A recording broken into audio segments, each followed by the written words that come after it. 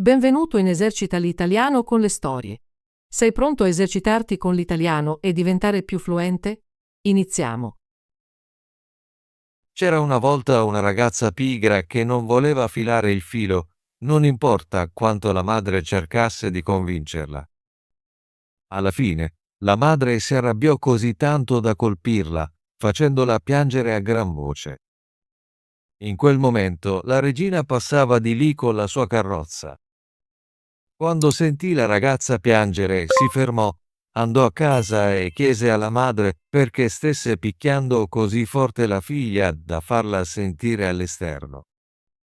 La madre si vergognò di raccontare alla regina della pigrizia della figlia, quindi disse: «Non riesco a farla smettere di filare.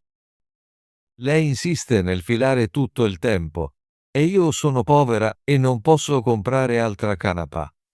La regina rispose: «Amo il suono del filare. Mi rende felice. Lascia che tua figlia venga con me al palazzo. Ho molta canapa e lei può filare quanto vuole». La madre fu molto contenta di questo e la regina portò la ragazza con sé. Quando arrivarono al palazzo, la regina mostrò alla ragazza 3 stanze piene fino all'orlo della migliore canapa.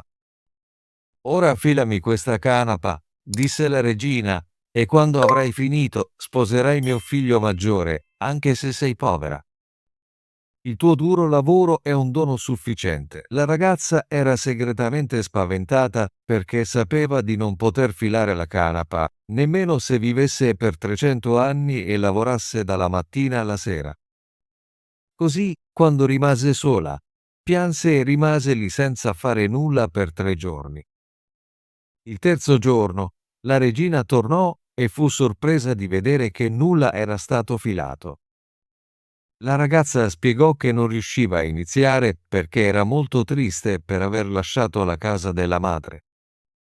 La regina accettò questa scusa, ma disse: «Domani devi iniziare a lavorare». Quando la ragazza era di nuovo sola, non sapeva cosa fare. Preoccupata, si avvicinò alla finestra. Vide 3 donne avvicinarsi. La prima aveva un grande piede piatto, la seconda aveva un labbro grosso che pendeva sul mento e la terza aveva un pollice largo. Si fermarono davanti alla finestra, guardarono in alto e chiesero alla ragazza cosa non andasse. Lei condivise le sue preoccupazioni con loro e loro si offrirono di aiutarla. Dissero: «Se ci inviti al tuo matrimonio, non vergognarti di noi e chiamaci tue zie. Fileremo la canapa per te molto rapidamente». «Certo», rispose lei, «entrate pure e iniziate a lavorare subito». Fece entrare le 3 donne strane e liberò uno spazio nella prima stanza per farle sedere e filare. Una tirava il filo e girava la ruota, la seconda inumidiva il filo e la terza lo attorcigliava. Ogni volta che la terza donna picchiettava il tavolo con il dito, un gomitolo di filo perfettamente filato cadeva a terra. La ragazza mantenne segreti i 3 filatrici dalla regina e le mostrava la grande quantità di filo filato ogni volta che veniva a farle visita. La regina era molto soddisfatta.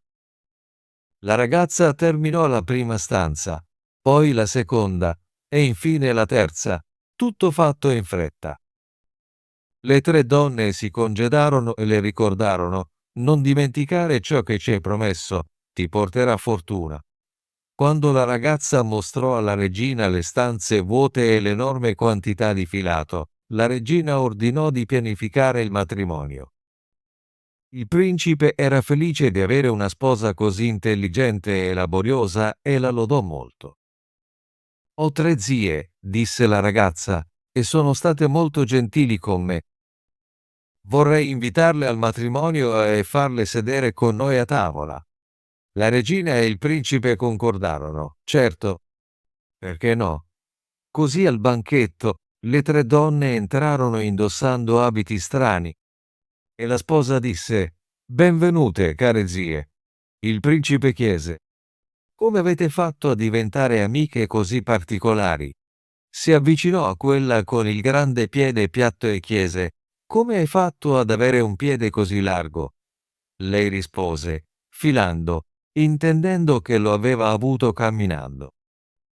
Poi si avvicinò alla seconda donna e chiese: «Come hai fatto ad avere il labbro pendente?» Lei rispose: «Leccando», intendendo che lo aveva ottenuto leccando le cose. Infine chiese alla terza: «Come hai fatto ad avere il pollice largo?» Lei rispose: «Attorcigliando il filo». Il principe si allarmò e disse: «La mia bella sposa non toccherà mai più un fuso». E così fu libera dall'odiosa attività di filare. Ottimo lavoro! Vuoi esercitarti con l'italiano e diventare più fluente? Iscriviti e attiva la campanella delle notifiche per non perdere nessuna delle nostre storie gratuite in italiano.